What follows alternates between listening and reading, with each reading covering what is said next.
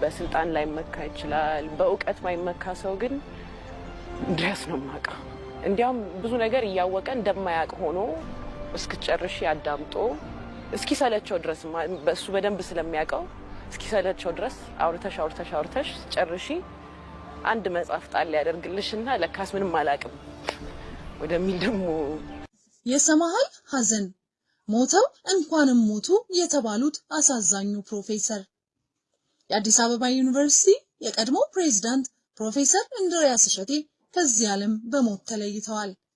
እኚህ ሰው ኢትዮጵያ ወደ ዘር ፖለቲካ እንድትገባ ያደረጉ ግለሰብ ናቸው ተብለው ይከሰሳሉ። የኢትዮጵያን ሕዝብ እያባላ ያለውን ሕገ መንግስት ያረቀቁት ፕሮፌሰር እንድሪያስ እሸቴ ናቸው ተብለው የሚወነጀሉት ፕሮፌሰሩ በአሳዛኝ ሁኔታ ሕይወታቸው አልፏል።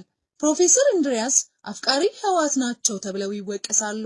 ኢህአዴግ ወደ ስልጣን ሲመጣ ዋዛቸውን ጠቅልለው ወደ ኢትዮጵያ የገቡ ግለሰብ ናቸው።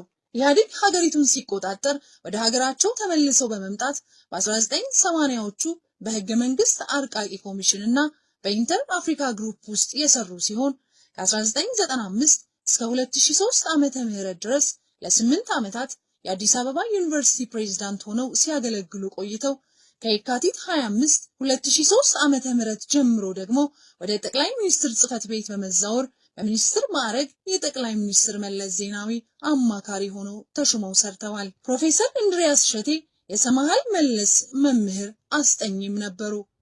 ሰማሃል መለስ እንደ አባት የምታያቸው ፕሮፌሰር እንድሪያስ እሸቴ ከሰማሃል መለስ ጋር ጥሩ የሚባል ቤተሰብ